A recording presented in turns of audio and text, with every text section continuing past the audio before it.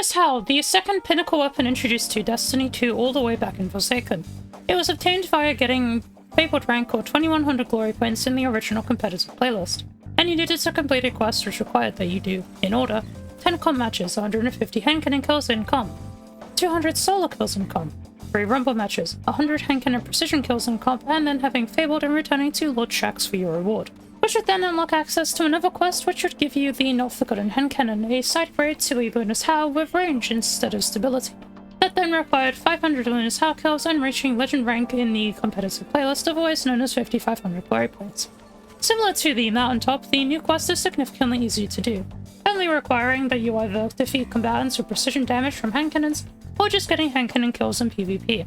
Completing this quest, unfortunately though, does not unlock a Not Forgotten quest. The main gimmick of the Lunashowl Not Forgotten back in the day was Magnificent Howl, as both hand cannons were originally 180 precision hand cannons, which don't have the ability to free tap.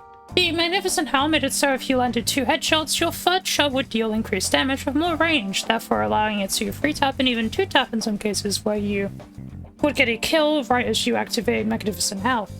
This was incredibly broken, as anyone semi-decent at the game with the Lunas and Not Forgotten was rewarded with a basically 3.67 TTK.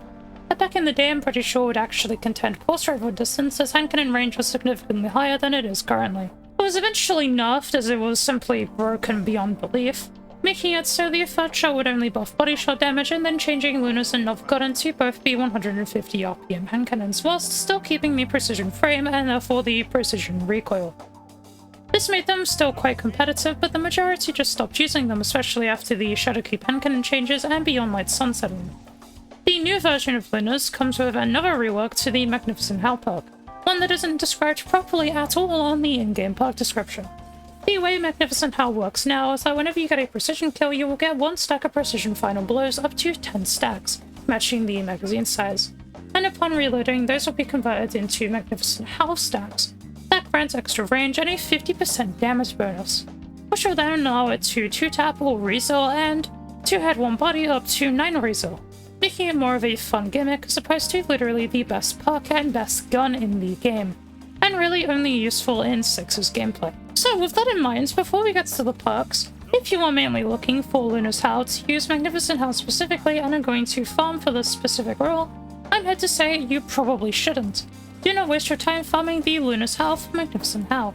This might sound a bit odd, but the roll you get from Shaxx is not only pretty decent for Magnificent Howl, but you're also basically only going to want to be using in 6s, as you need at least 2 kills in order to actually 2-tap. They're also undoing sunsetting, which basically means you can just use the objectively better versions of the weapons with Zen Moments. The old Lunashowl and Not Forgotten both are still obtainable from the tower in the kiosk next to the vaults, and they both come with Zen Moments, which is a perk I believe to be far more useful than even something like Slideshot on Lunashowl, as the recoil and flinch on Lunas and Not Forgotten is really bad, and therefore it's incredibly easy to struggle to hit your target when you're getting shot back at least on keyboard and mouse, which is what the video is primarily towards, since that's all I really had time to use it on. And since you need precision kills and want to hit your shots, the only real reason I could see for farming the new version is just for Slideshot, and I don't really know if it's worth it considering the other guns you need to farm if you just want Mag Howl. You also just get a decent roll from Shaxx by doing the quest, so yeah. However, if you don't want Lunashowl for Magnificent Howl specifically, let's go over the perks and see what's actually worth getting. In the third column, it has Eye of the Storm, Discord, Encore, Slideshot, Enlightened Action, Heal Club, and Subsistence. In the fourth column, it then has Incandescent, Magnificent Howl, Kill Club, Opening Shot, Desperate Measures, Precision Instrument, and Harmony.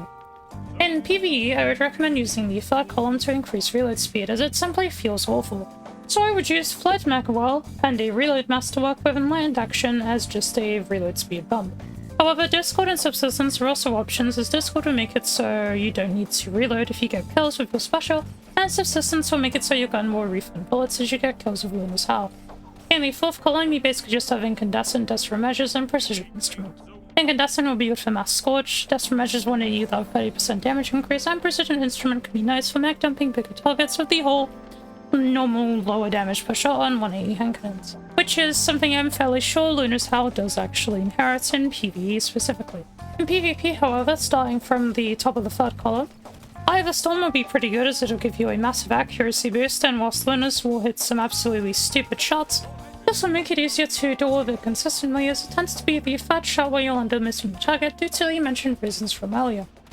Discord can work for its kill chaining capabilities, however considering Lunas is a primary and Discord is one of those perks which require a kill with another weapon for its benefits, I wouldn't really say that it's useful in PvP as there's a bit more of a conscious effort required in order to actually properly perk than it is in PvP, at least on primary weapons.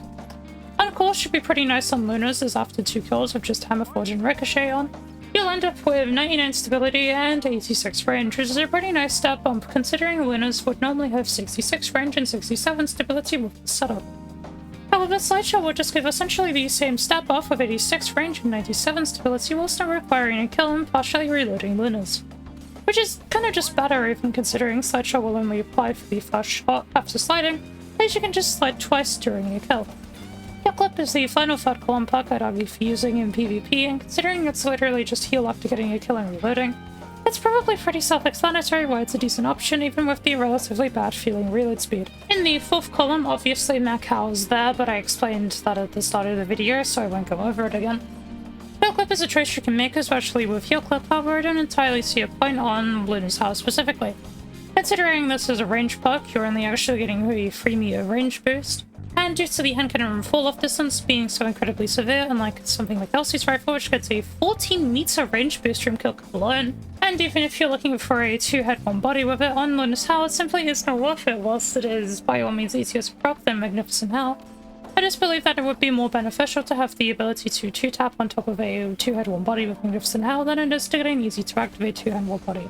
And you can also do the same thing with Desperate Measures, which whilst it does have the same problem as Kill Clip where it requires a kill, considering just the 10% from the first kill let you 2-head 1-body up to a result and do it without reloading, it's a little more useful than Kill Clip is. However, I still find it hard to recommend. Opening Shot will give you a nice range and aim assist buff, making it easier to hit your first shots and giving you a bit more range, which pairs nicely with Slideshot and especially Eye of the Storm, which when combined together can heavily help with the gun being often hard to use indoors as said prior, as both your first shot and last shots should then be very easy to land with both the perks combined.